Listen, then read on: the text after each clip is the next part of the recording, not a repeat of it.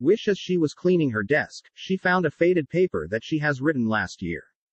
She always had a list of New Year resolution. Her mother said that to be successful she needs goals in lives to strive for, and otherwise she would get lost. She always goals to strive for, as she is a strong, independent career woman.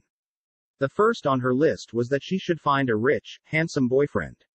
She found one. A nice boyfriend with a good career and nice teeth, despite not liking him.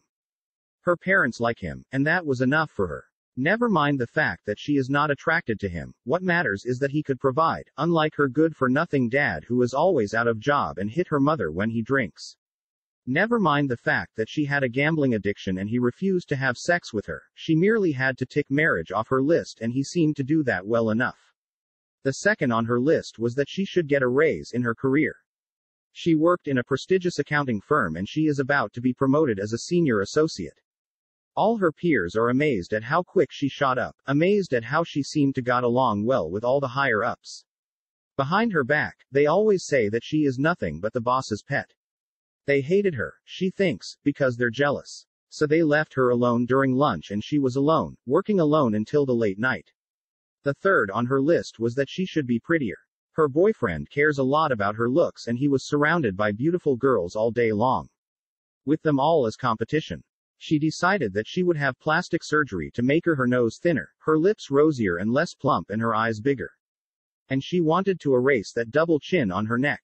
She also wanted to lose a lot of weight, that seemed the fad these days. She couldn't afford to look like a loser and have her colleagues talking behind her back. The fourth on her list was that she should get more followers in her social media and more friends of her kind. She had met most of her friends through a professional get-together. Women like her who knows they deserve the best. They dress classily and only talk about the most sophisticated of topics. They would eat steak dinners and take pictures to show the world just how perfect and seamless their lives are. To do this, she should educate herself on what they like and be more like them, so she wouldn't stuck out like a sore thumb and wouldn't be driven out by her own circle. They call themselves feminists, and talk about how men are pigs and nothing but cheating beasts.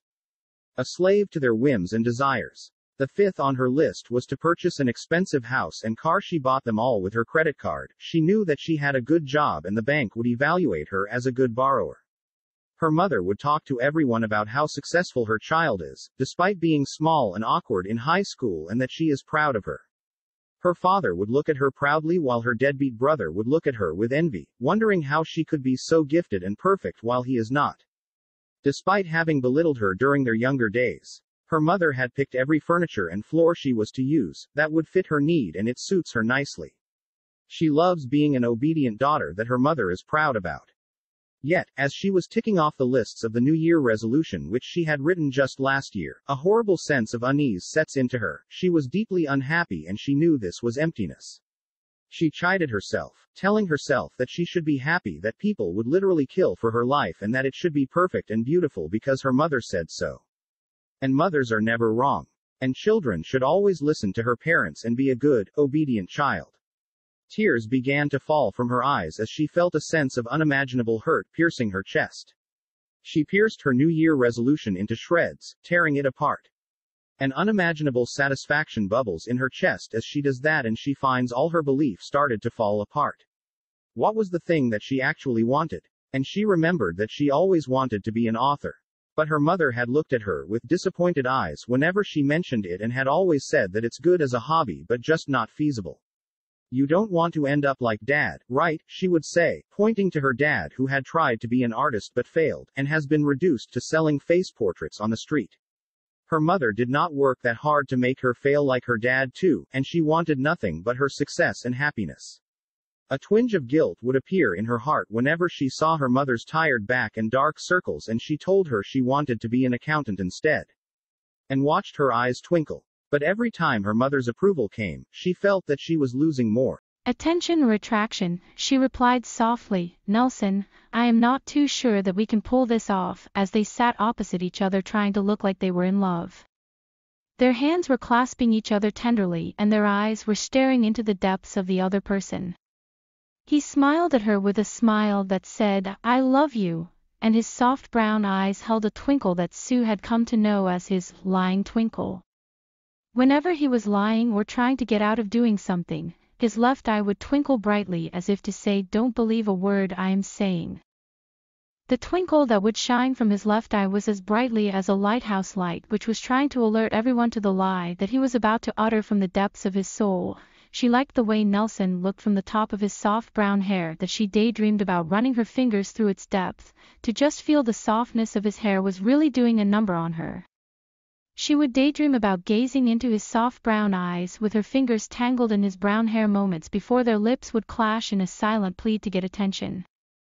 Her arms bringing his muscular body closer to her in a loving way as their kiss deepened to a passion and caring one. She knew the more time they spent together as a so-called couple, the faster she was falling in love with him. Deep down she knew that she would not have any difficulties playing her role as his lover and his girlfriend when the cameras were turned on them. She wanted to tell him now how she felt toward him, and every time she told him that she loved him was becoming more of the truth than a lie to fool the reality show they were trying to get on. Dream World was the new television show that wanted couple to come on the show and tell the world what it felt like to be in love. Nelson had their history all planned out. He was going to tell them they met in high school and lived a few blocks from each other. They hated each other until they got into college, and that is when they started to date, so they wouldn't get homesick being away from home for the first time as adults. The two teenagers supported each other in a relationship that was bounding them together for life and didn't really get serious until the 4th year of the college when they moved in together. He was the first to say, "I love you," and they both knew they would be there for each other for a long time to come. Dream World had already called them once to say they were sending out a camera crew to capture them on film to preview for their show. They would be filmed go out to dinner, the movies, and anywhere else they went on a date. Dream World wanted to show the world how it felt to be in love. Nelson was afraid how everyone would react when they saw the twosome on the new reality show expressing their love for each other. Would any of the other students from their hometown know they were lying just to be on the new show? How they had hated each other in high school and college. He would walk by her in the hallway and purposely knock into her, muttering how crowded the hallways were at this time of the day. His friends used to tell him that he was in love with her and just wanted her attention. He would laugh at the nonsense they were spouting off because he was always in a relationship with Sarah Newton, the head cheerleader and prettiest girl in the school. He remembered how Sarah used to pick on her as well by shoving her out of the way or tripping her to make her fall. They would laugh about the way they treated Sue back in high school and college. And now, she was willing to help him get out of debt by pretending they were lovers on the verge of getting married. He had told the Dream World producers that they were going to use the money for their wedding. They had everyone fooled with this stupid stunt, and even some of his friends were remembering how they had acted toward each other. Nelson felt bad about acting like a bully toward Sue now. They had been bullies to act like that as children, and when he mentioned it to Sarah, she had agreed to the point of calling themselves bullies. He wished he was single instead of married to Sarah.